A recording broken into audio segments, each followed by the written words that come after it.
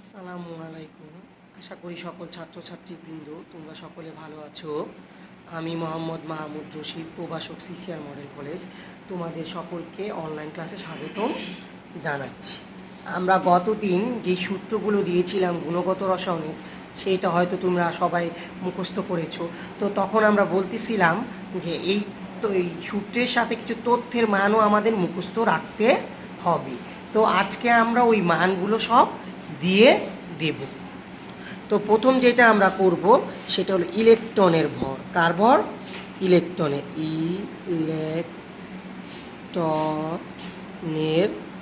ভর। ইলেকট্রনের ভর বড় হাতের এম সমান 9.11 ইন্টু 10⁻31 কেজি। এটা কোন এককে? এসআই এককই। সেম সিজিএস এককের এটার একটা মান আছে, সেম মান, খালি পাওয়ারটা ভিন্ন। 10.11 ইন্টু 10⁻28 গ্রাম। অনুরূপভাবে ইলেকট্রনের চার্জকে ই দ্বারা প্রকাশ করা হয়, -1.6 ইন্টু 10⁻19 কুলম্ব। আর সিজিএস এককে হচ্ছে 4.8 into 10⁻10 ESU, electron static unit. অনুরূপভাবে তোমার এই আলোর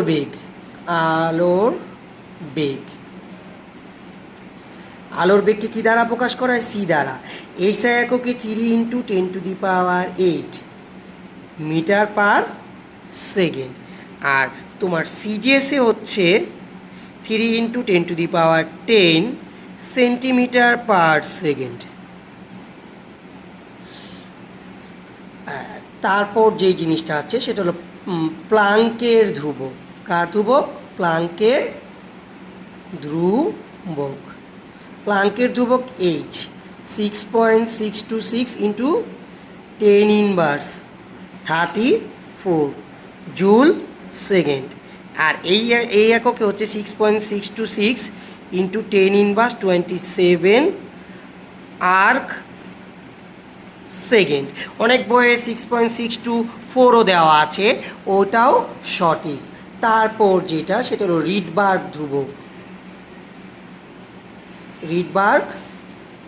ধ্রুবক। আর নিচে এইচ 1.09678 ইন্টু 10⁻7 মিটার ইনভার্স। আর এই সিজিএস এককে 1.09678 ইন্টু 10⁵ সেন্টিমিটার ইনভার্স।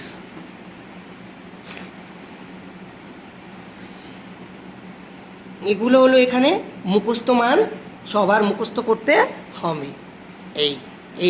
এইটা এখন শুধু বেগ থাকলে ভি, তো নির্দিষ্ট কোনো মান নেই বেগের, তো সেক্ষেত্রে একক হবে কি? Metre per second. আর তোমাদের সিজিএস পদ্ধতিতে হবে সেন্টিমিটার পার সেকেন্ড। ব্যাসার্ধ, ইলেকট্রনের নির্দিষ্ট কোনো ব্যাসার্ধ নেই, তাই এই ব্যাসার্ধের একক হবে মিটার পার সেকেন্ড। আর এই এককে মিটার, আর এই এককে হবে সেন্টিমিটার। তো তারপর আমাদের আরেকটা জিনিস দেখতে হবে, 1 ন্যানোমিটার সমান হলো 10⁻9 মিটার।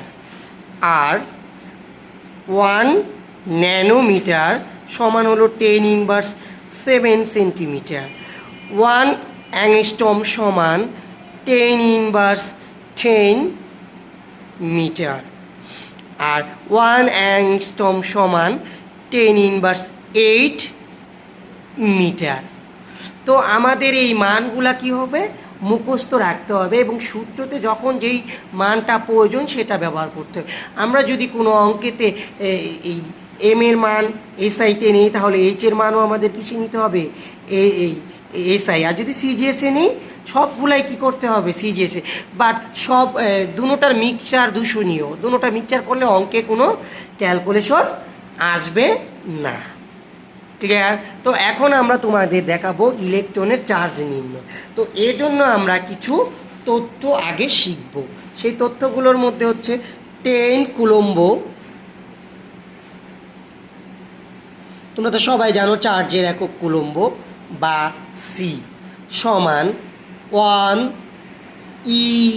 EMU সমান 3 × 10⁻10 ESU। এখন তোমাদের কোশ্চেন আসতে পারে EMU কি আর USU কি?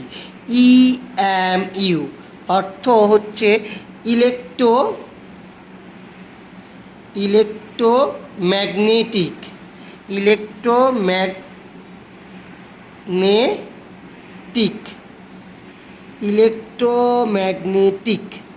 ইউনিট, মানে ইলেকট্রনের চুম্বকীয় একক।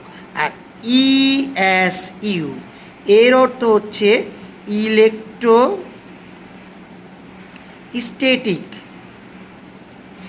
ইউনিট। ক্লিয়ার? তো ইলেকট্রনের চার্জ নির্ণয় করব। কার চার্জ? ইলেকট্রনের চার্জ। ইলেকট্রনের চার্জকে কি দ্বারা প্রকাশ করা হয়? ই দ্বারা। সূত্র হবে F/N। তো F হলো 1 ফ্যারাডে।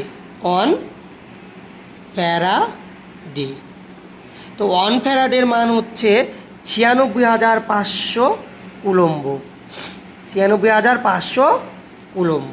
আর এন হচ্ছে অ্যাভোগাড্রোর সংখ্যা। এটা তোমরা 9-এও পড়ছো। সংখ্যা, এই অ্যাভোগাড্রো সংখ্যার মান হলো 6.023 ইন্টু কত? 10⁻23। তো আমরা এখন যদি মান বসাই, তো এফ এর মান কত পাইলাম? 96,500 কুলম্ব। আর অ্যাভোগাড্রোর সংখ্যা কত? 6.023 ইন্টু 10⁻23। তো এখন আমরা যেই বিষয়টা করব, এটার মানটা আসে 1.6 ইন্টু 10⁻19 কুলম্ব। এটা কোন এককে আসছে? এসআই। এখন এটাকে আমরা সিজিএসি নিয়ে যাব। 1.6 ইন্টু 10⁻19 ইন্টু 10⁻1 EMU। কারণ আমরা জানি কি 10 কুলম্ব সমান হলো 1 EMU। তো এটাকে যদি উল্টাই দিই তাহলে 1 কুলম্ব সমান কত আসে? 1/10 EMU। তা 1/10 এর মিনিং হলো 10⁻1 EMU। ক্লিয়ার? তাহলে জিনিসটা হয় কত? 1.6 ইন্টু 10⁻20 EMU। আবার আমরা জানি কি 1 EMU সমান কত? হ্যাঁ, 1 EMU সমান 3 ইন্টু 10⁻10 ESU। তাহলে এটার জায়গায় যদি 1 EMU জায়গায় বসাই 10⁻20, তো ইন্টু 3 ইন্টু কত? 10⁻10 ESU। ক্লিয়ার? তো এটা যদি আমরা ক্যালকুলেশন করি তাহলে কত আসে? 4.8 ইন্টু 10⁻10 ESU। এখন তোমরা বলতে পারো স্যার কেন এখানে চার্জের কোনো চিহ্ন দেওয়া হয় না? আমরা আসলে সবাই পড়ছি প্রোটনের চার্জ হলো পজিটিভ আর ইলেকট্রনের চার্জ হলো কি? নেগেটিভ। তো এখানে আমরা নির্ণয়ের সময় দেই নেই, বাট অ্যান্সারের সময় তোমার ইলেকট্রনের চার্জ হবে কি? নেগেটিভ। যদি এসআই হয় তাহলে 1.6 ইন্টু 10⁻9 কুলম্ব। আর যদি সিজিএস হয় 4.8 ইন্টু 10⁻10 ESU। অতএব যেই নিয়মে যখন দরকার হয় তখন আমরা করব। এটা মাঝে মাঝে অনুধাবন হিসাবে 2 মার্কে আসে। আশা করি তোমরা সবাই এই জিনিসটা কি বুঝতে পেরেছো। এবং এর আগের ক্লাসে যেই সূত্রগুলি দিয়েছিলাম এগুলো আশা করি সবাই মুখস্থ করে ফেলেছো। এখনও যদি তোমরা এগুলা না করে থাকো তাহলে অবশ্যই এই সূত্রগুলো কি করবে? মুখস্থ করবে। এবং আজকে তোমাদের যেই মানগুলো দেওয়া হলো, এই মানগুলো আর এই যে ইলেকট্রনের চার্জ নির্ণয়ের পদ্ধতি, এগুলো অবশ্যই তোমরা সকলে কি করবে?